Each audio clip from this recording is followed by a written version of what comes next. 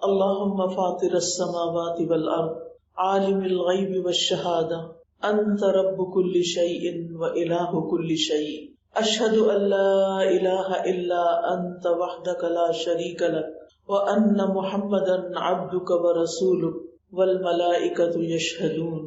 اے اللہ، آسمان و زمین کو پیدا کرنے والے، پوشیدہ اور ظاہر سب کچھ جاننے والے، تو ہر چیز کا رب ہے، ہر چیز کا معبود ہے۔ میں گواہی دیتی ہوں کہ تیرے علاوہ کوئی معبود نہیں، عبادت کے لائق نہیں، تو اکیلا ہے، تیرا کوئی شریک نہیں، اور یہ کہ محمد صلی اللہ علیہ وسلم تیرے بندے اور رسول ہیں، اور فرشتے بھی اس بات کی گواہی دیتے ہیں، اور ہم سب اس بات کی گواہی دیتے ہیں۔ اللہم صلی علی محمد وعلی آل محمد کما صلیت علی ابراہیم وعلی آل ابراہیم انک حمید مجید۔ اللہم بارک علی محمد وعلی آل محمد کما بارکت علی ابراہیم وعلی آل ابراہیم انک حمید مجید۔ الحمدللہ، اللہ سبحانہ تعالیٰ نے ہمیں اسلام کی محبت دی، مسلمان پیدا کیا، ہمیں دین کا شوق دیا، اپنے دین کا احترام دیا۔ اس دین نے ہماری ہر معاملے میں رہنمائی کی۔ ہم ہر حال میں اپنے رب کی طرف رجوع کرتے ہیں، تنگی ہو یا آسانی، خوشی ہو یا غم، خوف ہو یا امن، ہر حال میں اپنے رب ہی کو پکارتے ہیں، اپنے رب ہی کی طرف رجوع کرتے ہیں۔ حقیقت یہ ہے کہ اللہ سبحانہ تعالیٰ نے اس دنیا میں ہمیں ایک امتحان کے لیے بھیجا ہے، اسی لیے ہم پر وقتاً فوقتاً کچھ نہ کچھ مشکلات آتی رہتی ہیں، تاکہ ہمیں آزما کر دیکھا جائے کہ ان مشکل حالات میں ہم کرتے کیا ہیں، کس کی طرف رجوع کرتے ہیں، کیا طرز عمل اختیار کرتے ہیں، کیسا رویہ اختیار کرتے ہیں۔ ہم سب چاہتے تو یہی ہیں کہ ہماری زندگی میں صرف نعمتیں ہوں، صرف آسانیاں ہوں اور کوئی مشکل نہ ہو، لیکن آسانی کے ساتھ مشکل بھی ہوتی ہے۔ لیکن اللہ سبحانہ تعالیٰ نے خوشخبری دی ہے، ان مع العسر یسرا، تنگی کے ساتھ آسانی ہے، اور یہ آسانیاں اللہ تعالیٰ کی ان بڑی نعمتوں میں سے ایک نعمت ہے جو وہ اپنے بندے پر انعام فرماتا ہے۔ مشکلات سے نکل جانا یا مشکلات کا نہ آنا بھی دراصل اللہ تعالیٰ کا ہم سب پر ایک احسان ہے۔ آسانی کس شخص کو ملتی ہے؟ ہر ایک کو نہیں ملتی، لیکن کس کو ملتی ہے؟ اسی کو ملتی ہے جو اس کے اسباب اختیار کرتا ہے، اور جو اللہ سبحانہ تعالیٰ اس کو توفیق دیتا ہے، اس کے لیے آسانی پیدا کرتا ہے۔ ہم سب جب بھی کسی مشکل کا شکار ہوں، اس سے نکلنے کے لیے، آسانی کے لیے ہمیں اپنے رب ہی کی طرف رجوع کرنا چاہیے اور اسی سے توفیق مانگنی چاہیے، جیسے شعیب علیہ السلام نے کہا تھا، وما توفیقی الا باللہ علیہ توکلت والیہ انیب، میری توفیق اللہ کی مدد کے ساتھ ہے، اسی پر میں نے توکل کیا اور اسی کی طرف میں رجوع کرتا ہوں۔ تو دین اور دنیا کے کاموں کو آسان بنا لینا یہ ہمارے ہاتھ میں نہیں ہوتا، یہ صرف اللہ کے ہاتھ میں ہوتا ہے۔ ہم تو صرف اسباب اختیار کرتے ہیں، لیکن کرتا ہمارا رب ہے جس کا کوئی شریک نہیں۔ اور اللہ سبحانہ تعالیٰ وہ مہربان رب ہے کہ جو مشکل کے بعد مشکل نہیں، مشکل کے بعد آسانی لاتا ہے۔ سورۃ الطلاق میں اللہ تعالیٰ فرماتے ہیں، لِيُنْفِقْ ذُو سَعَةٍ مِّن سَعَتِهِ وَمَنْ قُدِرَ عَلَيْهِ رِزْقُهُ فَلْيُنْفِقْ مِمَّا آتَاهُ اللَّهُ لَا يُكَلِّفُ اللَّهُ نَفْسًا إِلَّا مَا آتَاهَا سَيَجْعَلُ اللَّهُ بَعْدَ عُسْرٍ يُسْرًا، تاکہ وسعت والا اپنی وسعت میں سے خرچ کرے، اور جس پر اس کا رزق تنگ کر دیا گیا اسے چاہیے کہ اس میں سے خرچ کرے جو اللہ نے اسے دیا ہے۔ اللہ کسی نفس کو تکلیف نہیں دیتا مگر جتنی اس نے اس کو طاقت دی ہے۔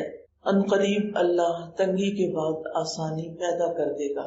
یہ اللہ تعالیٰ کے الفاظ ہیں، سَيَجْعَلُ اللَّهُ بَعْدَ عُسْرٍ يُسْرًا، کہ تنگی کے بعد آسانی آئے گی۔ لہٰذا بندے کو پر امید رہنا چاہیے کہ یہ مشکلات ایک دن ختم ہو جائیں گی۔ اور ویسے بھی آپ دیکھیں کہ مشکلات صرف اس وقت تک ہیں جب تک ہماری سانس کی ڈوری اٹکی ہوئی ہے، جب تک ہماری سانس چل رہی ہے۔ جس دن ہماری سانس بند ہو جائے گی اس دن ساری مشکلات بھی ختم ہو جائیں گی، کچھ بھی باقی نہیں رہے گا۔ اس لیے اس دنیا کی جتنی بھی مشکلات ہیں وہ عارضی ہیں، بہت وقتی ہیں اور جلد ختم ہو جانے والی ہیں۔ اصل بات یہ ہے کہ ہم ہر حال میں اللہ سبحانہ وتعالیٰ کی طرف رجوع کریں اور اس سے دعا مانگتے رہیں.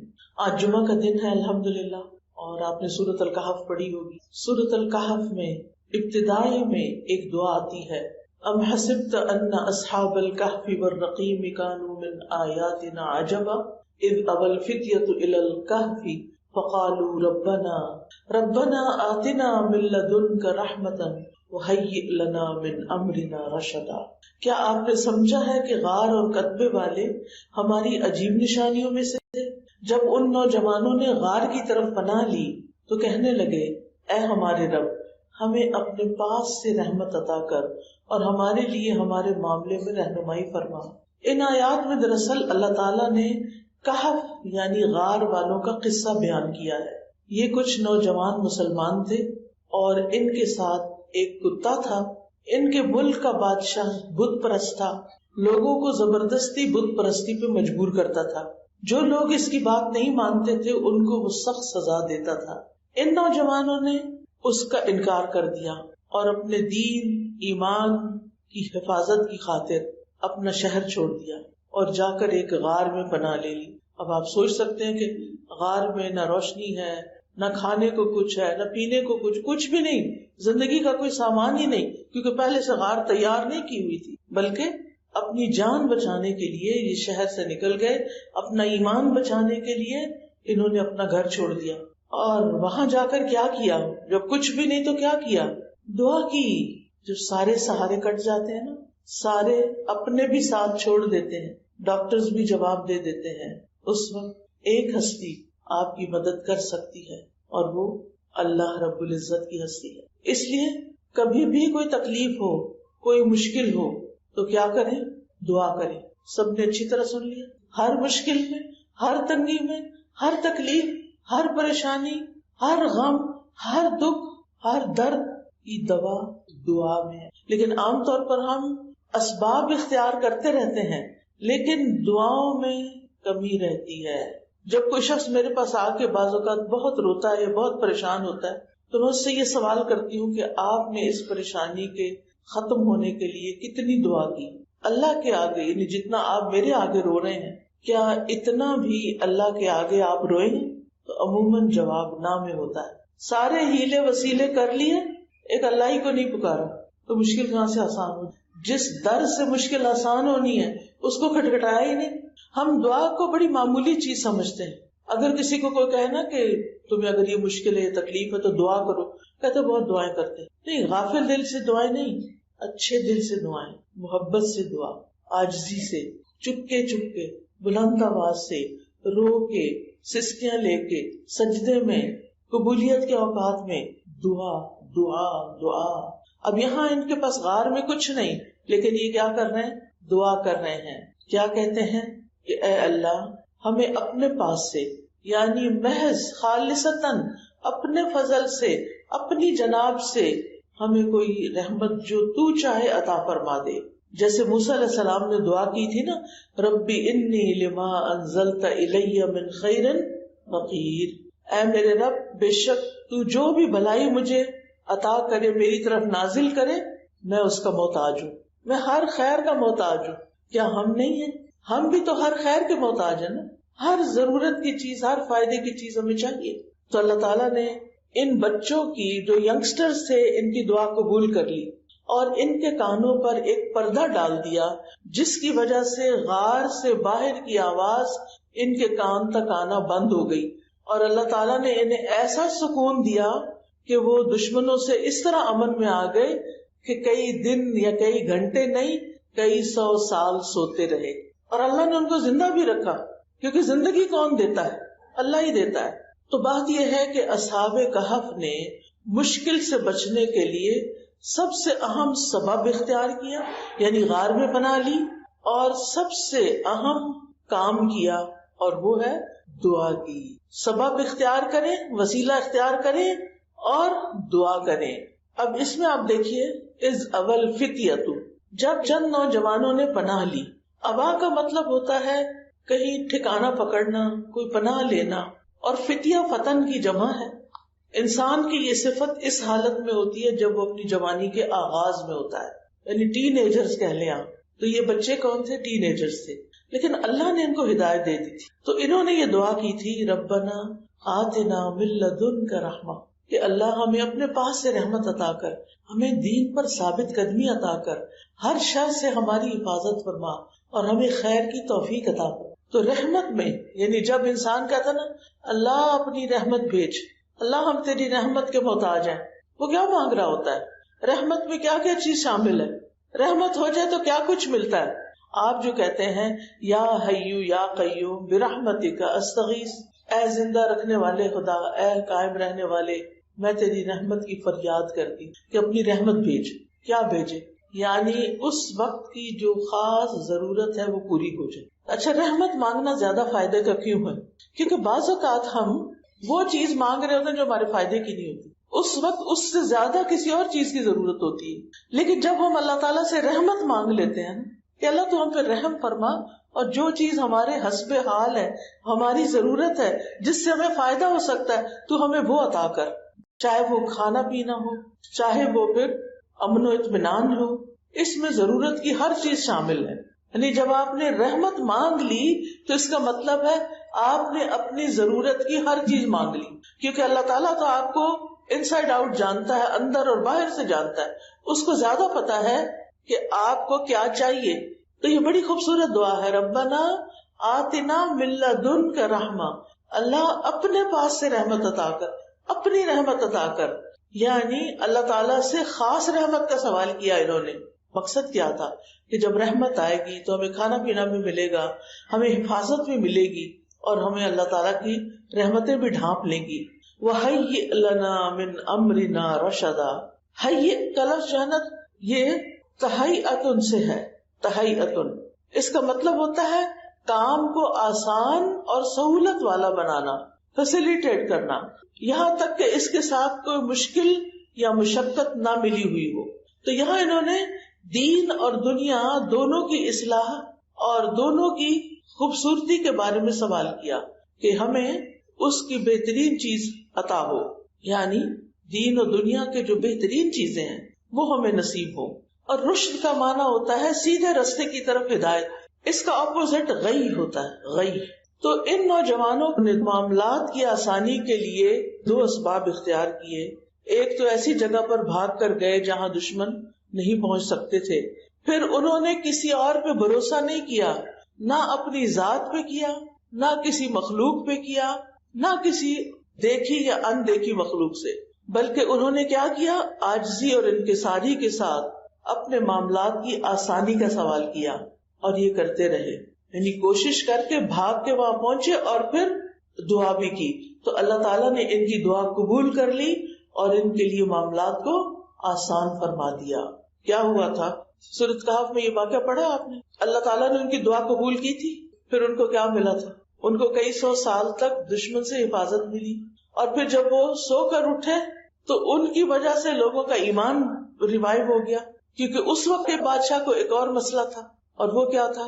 وہ آخرت کو نہیں مانتا تھا. تو ان کو کئی سو سال سلا کے پھر اٹھا کے اللہ نے بتا دیا کہ اگر کوئی 1000 سال بھی سویا نا، موت نیند کی بہن ہے نا، 1000 سال بعد بھی اللہ اس کو اٹھا سکتا. اللہ تعالیٰ کے لیے کچھ مشکل.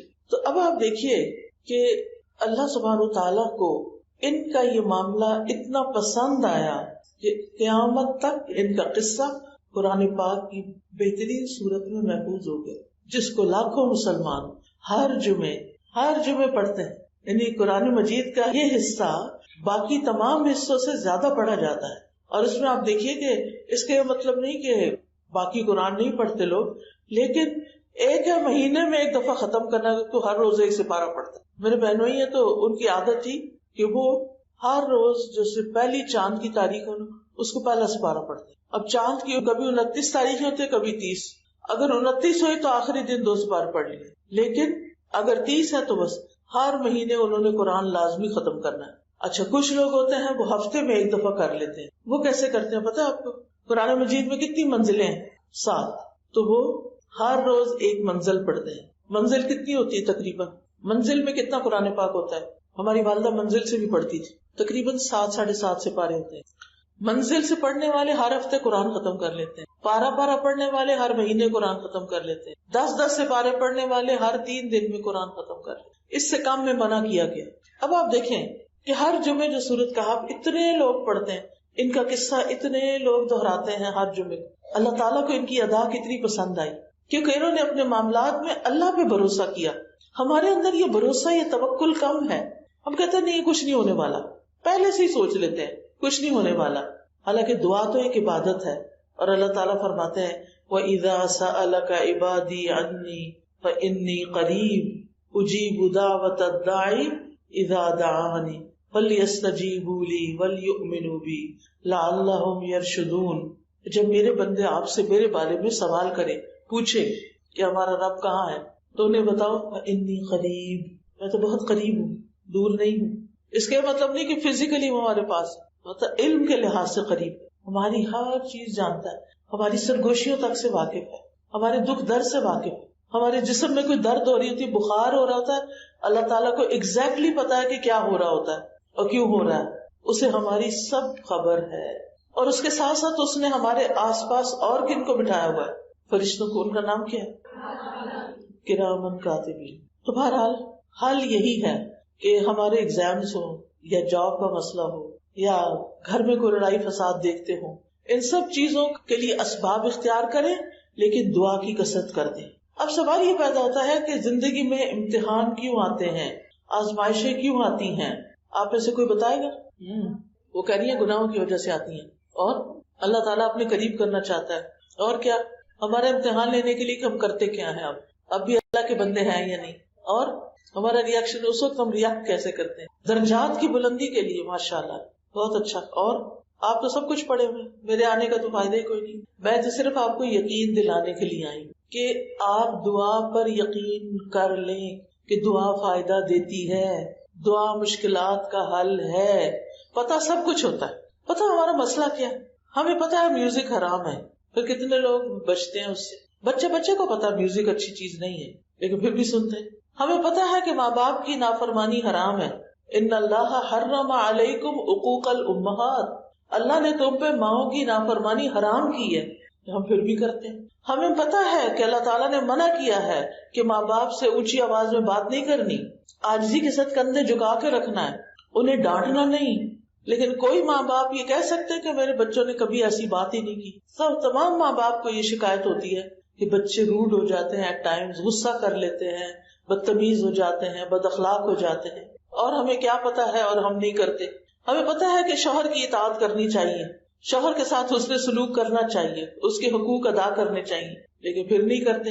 ہمیں پتا ہے کہ اپنے پڑوسیوں کا خیال رکھنا چاہیے، پھر نہیں کرتے۔ کیوں نہیں کرتے؟ نہ کرنے کی کیا وجہ ہے یہ بتا دیں آج مجھے۔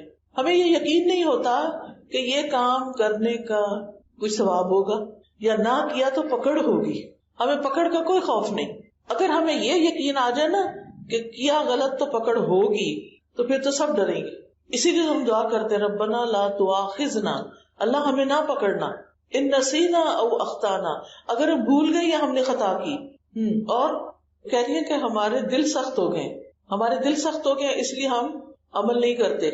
بالکل صحیح کہا انہوں نے، کیونکہ اہل کتاب بھی طویل مدت تک اپنی کتاب پڑھتے رہے لیکن ان کے دل سخت ہو گئے۔ تو بات یہ ہے کہ وہ جو علم پہ عمل نہ کرنے والی مثال ہے نا، وہ میں آپ کو بتا دیتی ہوں۔ اللہ تعالیٰ فرماتے ہیں مثل الذین حملوا التوراۃ ثم لم يحملوها كمثل الحمار يحمل اسفارا بئس مثل القوم الذین كذبوا بآیاتنا۔ تو مثل الذین حملوا التوراۃ، وہ لوگ جو تورات اٹھوائے گئے یا جن کو تورات دی گئی، اور آپ کو پتا ہے کہ کس طرح اٹھوائے گئے تھے، پہاڑ ان کے سر کے اوپر معلق کیا گیا، اور اللہ تعالیٰ نے فرمایا خذوا ما آتیناکم بقوۃ، جو ہم تمہیں دے رہے ہیں اس کو قوت سے پکڑ لو، واذکروا ما فیہ، اور جو اس کے اندر باتیں موجود ہیں ان کو یاد کرو، ان کا ذکر کرو، لعلکم تتقون، تاکہ تم بچ جاؤ۔ لیکن انہوں نے کیا کیا؟ مثل الذین حملوا التوراۃ ثم کس کے لیے آتا ہے؟ تراخی زمان کے لیے، تراخی زمان کے لیے آتا ہے، یعنی کچھ عرصے کے بعد، پھر اس کے بعد، ٹھیک ہے، تو یعنی کچھ زمانہ گزر گیا پھر ایسے ہوا، یعنی پہلے انہوں نے تورات اٹھا لی، پڑھتے تھے، پھر کچھ عرصہ گزر گیا تو کیا کیا انہوں نے؟ ثم لم يحملوها، کہنے لگے تھک گئے ہم، اب بور ہو گئے ہیں، اب روز قرآن ہی پڑھیں، روز قرآن کلاس کریں، یہ ہم نے تو کورس کر لیا ہے.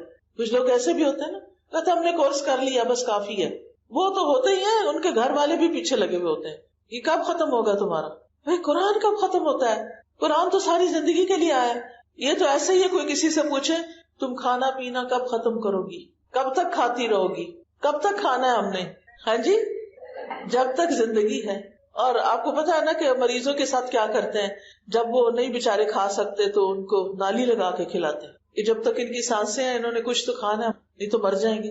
مرتے مرتے بھی کھلاتے رہتے ہیں. تو اس کھانے پینے سے بھی زیادہ ضرورت ہے ہمیں کس چیز کی؟ قرآن پڑھنے کی، قرآن کو سمجھنے کی، قرآن کے اندر غور و فکر کرنے کی، قرآن کو یاد کرنے کی، قرآن کی تلاوت کرنے کی. بہت ضروری. آپ کو پتا نا سورۃ فاتر میں 2 آیات ہیں، اتنی خوبصورت ہیں کہ یوں لگتا ہے کہ بس ان 3 کاموں کو پکڑ لو اچھی طرح اور کامیاب ہو جاؤ. پہلا کام، ان الذین یتلون کتاب اللہ، بے شک وہ لوگ جو اللہ کی کتاب کی تلاوت کرتے ہیں. ایک ہوتا ہے قرات اور ایک ہوتا ہے تلاوت. فرق کیا ہے؟ تلاوت اور قرات میں فرق ہوتا ہے. قرات جو ہے وہ جیسے آپ حسن قرات کرتے ہیں، خالی عربی پڑھنا، خوبصورت انداز میں خالی عربی پڑھتے رہنا، یہ قرات ہوتی ہے. حروف اور وقوف ان چیزوں کا علم حاصل کرنا، مخارج وغیرہ کو صحیح ادا کرنا، اور وقف کہاں کرنا اور کہاں نہیں کرنا. تو آپ دیکھیے کہ کچھ لوگ صرف ساری زندگی قرات کرتے رہتے ہیں اور بعض اوقات وہ بھی ٹھیک نہیں کرتے. لیکن اللہ تعالیٰ کیا مطالبہ کر رہے ہیں؟ الذین آتیناہم الکتاب یتلونہ حق تلاوتہ اولئک یؤمنون بہ. وہ لوگ جنہیں ہم نے کتاب دی وہ اس کو اس طرح تلاوت کرتے ہیں جیسے تلاوت کا حق ہے. یہی لوگ دراصل اس پر ایمان رکھتے ہیں. یہ تو ایمان کا تقاضا ہے کہ ہم کتاب اللہ کی تلاوت کریں. اور تلاوت کا لفظ جو عربی زبان میں تلا یتلو تلون و تلاوتن کا مطلب ہوتا ہے کسی کے پیچھے آنا، اتباع، پیروی. عربی میں کہتے ہیں جاء خالد یتلوہ زید، خالد آ گیا اور اس کے پیچھے پیچھے زید بھی چلا آیا. یعنی جب خالد آیا تو زید یتلوہ زید، یتلو اس کو تلاوت نہیں کی زید نے بلکہ وہ پیچھے آیا. تو تلاوت کہتے ہیں سمجھ کے پڑھنے کو، اس پر عمل کرنے کو. تو بے شک وہ لوگ جو کتاب اللہ کی تلاوت کرتے ہیں یعنی اس کو سمجھ کے پڑھتے ہیں اور ساتھ ساتھ جو حکم ملتا جاتا ہے عمل کرتے جاتے ہیں. یہ ہو گیا پہلا کام، العلم. العلم قبل القول والعمل. منہ کھولنے سے پہلے اور عمل کرنے سے پہلے علم حاصل کرنا ضروری ہے. تو علم بھی کب تک حاصل کرنا ضروری ہے؟ موت تک. عبادت کب تک کرنی چاہیے؟ موت تک. وَاعْبُدْ رَبَّكَ حَتَّى يَأْتِيَكَ الْيَقِينُ. اپنے رب کی کیا کرو؟ عبادت کرو جب تک کہ کیا ہو جائے؟ یقین، یعنی موت آ جائے. ٹھیک ہے. اچھا، پہلا کام ہو گیا. الحمدللہ آپ لوگوں نے قرآن پڑھ لیا. یہاں پر فعل مضارع آ رہا ہے یتلونا. کیا مطلب ہوتا ہے مضارع کا؟ اس میں کون سے 2 ٹینس پائے جاتے ہیں؟ حال اور مستقبل. پڑھتے ہیں اور پڑھتے رہیں گے. ان الذین یتلون کتاب اللہ، بے شک وہ لوگ جو کتاب اللہ پڑھتے ہیں اور کتاب اللہ پڑھتے رہیں گے، ساری زندگی پڑھتے رہیں گے، سمجھ سمجھ کے پڑھتے رہیں گے. اور میری وہ بہنیں جو آج پہلی دفعہ لیکچر سن رہی ہیں اور کتاب اللہ کی تلاوت کی بات سن رہی ہیں، میری ان سے ریکویسٹ ہے کہ اگر آپ نے ابھی تک قرآن کا ترجمہ نہیں سیکھا تو اب جلد شروع کر لیں، دیر نہ کریں. اس لیے کہ نہیں پتا کب بلاوا آ جائے، کب جانا پڑ جائے. تو ان الذین یتلون کتاب اللہ واقاموا الصلاۃ، دوسرا کرنے کا کام، اور انہوں نے نماز قائم کر لی. اقامو کون سا سیکھا ہے؟ ماضی کا، یعنی نماز کا اہتمام کر لیا. پہلا کام تلاوت کرتے رہتے ہیں، دوسرا کام نماز پڑھ لی انہوں نے. اور اقامت صلاۃ میں کیا آتا ہے؟ اس کی کچھ شرائط ہیں.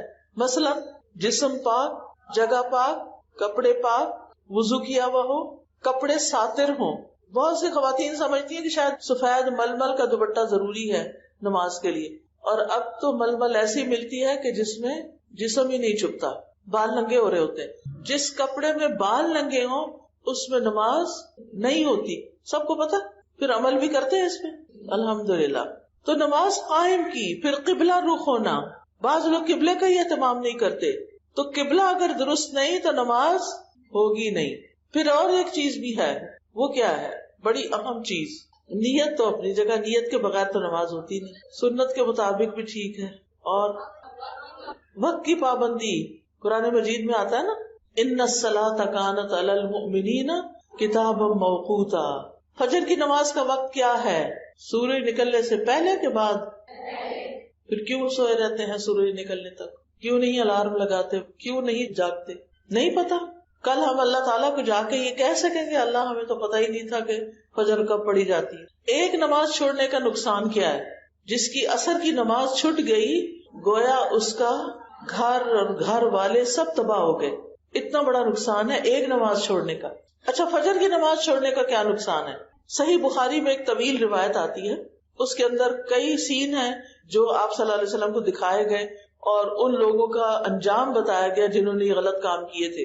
اس میں پہلی چیز جو بتائی گئی وہ یہ کہ نبی صلی اللہ علیہ وسلم سو رہے تھے تو آپ کے خواب میں فرشتے آئے اور وہ آپ کو ایک پہاڑ پر لے گئے. جب وہاں پہنچے تو آپ نے دیکھا کہ ایک شخص لیٹا ہوا، ایک شخص اس کے سرانے کھڑا، اس نے ہاتھ میں بھاری پتھر اٹھایا ہوا اور وہ لیٹے ہوئے شخص کے سر پہ مارتا ہے. اس کا سر کچلا جاتا ہے اور پتھر دور جا گرتا ہے. وہ دور جا کے پتھر اٹھا کے لاتا ہے، بائی دا ٹائم وہ سر دوبارہ جڑ جاتا ہے، پھر مارتا ہے، پھر اسی طرح پتھر گرتا ہے، پھر لاتا ہے، پھر مارتا ہے، پھر مارتا ہے. تو نبی صلی اللہ علیہ وسلم نے پوچھا کہ یہ کیا ماجرا ہے، یہ ایسے کیوں ہو رہا ہے، یہ مجھے کیا دکھایا جا رہا ہے؟ تو بتایا گیا کہ یہ وہ شخص ہے جس نے قرآن بھی پڑھا اور پھر وہ فجر کی نماز پڑھے بغیر سوتا رہا.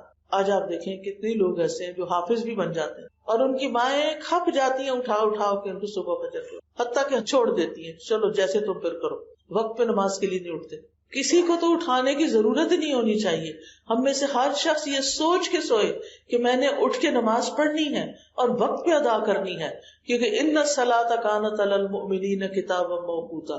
پھر اس کے بعد تیسری چیز وَأَنفَقُوا مِمَّا رَزَقْنَاهُمْ سِرًّا وَعَلَانِيَةً، اور وہ اس میں سے خرچ کرتے ہیں جو ہم نے ان کو دیا، کھلے بھی اور چھپے بھی. سامنے بھی دے دیتے ہیں اور چھپا کے بھی دیتے ہیں. کیوں چھپا کے کیوں دیتے ہیں؟ تاکہ دوسرے کی عزت نفس مجروح نہ ہو، تاکہ ہماری نیت خراب نہ ہو. اور دکھا کے کیوں دیتے ہیں؟ تاکہ اوروں کو انسپریشن ہو، وہ بھی دیں.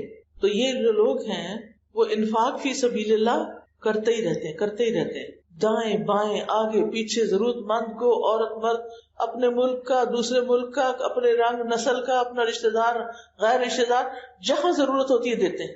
وَأَنفَقُوا مِمَّا رَزَقْنَاهُمْ سِرًّا وَعَلَانِيَةً يَرْجُونَ تِجَارَةً لَن تَبُورَ. یہ ایسی تجارت کی امید رکھتے ہیں جس میں کوئی گھاٹا ہونا ہی نہیں. لن تبور، کبھی برباد نہیں ہوگی، کبھی ہلاک نہیں ہوگی. کیا دنیا میں کوئی ایسا بزنس ہے کہ جس میں کبھی نقصان نہ ہو؟ نہیں ہے. لیکن اللہ کے ہاں یہ بزنس ہے.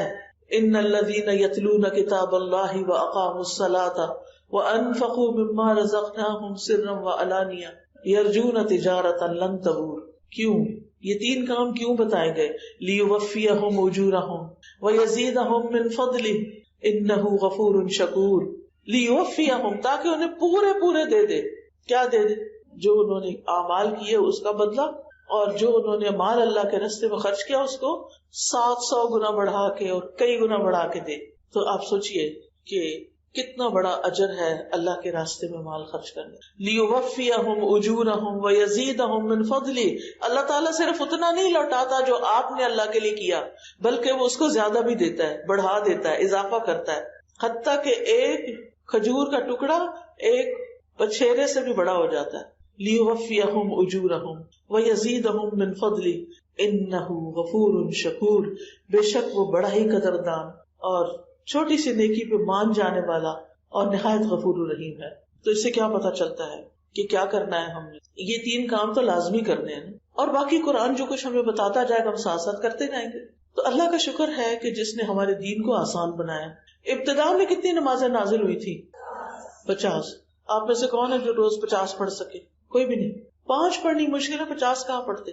لیکن اللہ سبحانہ تعالیٰ رحمان اور رحیم ہے، وہ 5 پڑھنے والوں کو 50 کا ثواب دیتا ہے. تو یہ تین کام جو ہے کامیاب ہونے کے لیے لازم کرنے ہیں.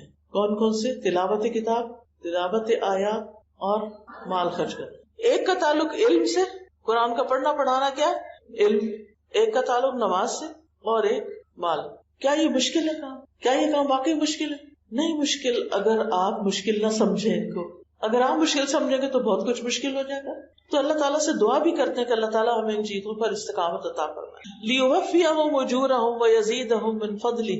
یہ اللہ تعالیٰ کا فضل کیا چیز ہے. وَكَانَ فَضْلُ اللَّهِ عَلَيْكَ عَظِيمًا. اس میں آپ دیکھیے بڑا ہی دل خوش ہو جاتا ہے جب اللہ تعالیٰ کے فضل پر کوئی چیز ملتی ہے. قرآن مجید کی ایک آیت ہے ان اللہ لا یظلم مثقال ذرۃ. اللہ کسی پر ایک ذرے کے برابر بھی ظلم نہیں کرے گا. وَإِن تَكُ حَسَنَةً يُضَاعِفْهَا. اور اگر وہ ذرہ نیکی کا ہوگا تو اس کو کئی گنا بڑھا دے گا. نیکی کا ایک ذرہ وہ بڑھتا چلا جائے گا. وَيُؤْتِ مِن لَّدُنْهُ أَجْرًا عَظِيمًا.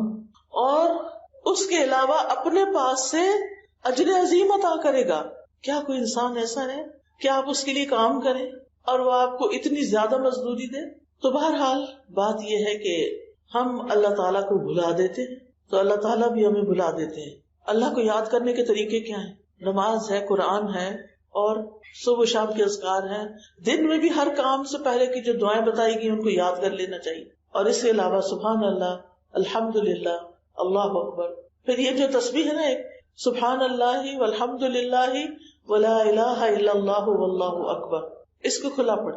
اس کے فضیلت کے بارے میں آتا ہے کہ جس کو دشمن کا ڈر، جو رات کے اندھیرے سے ڈرتا ہو، وہ اس قول کی کثرت کر دے.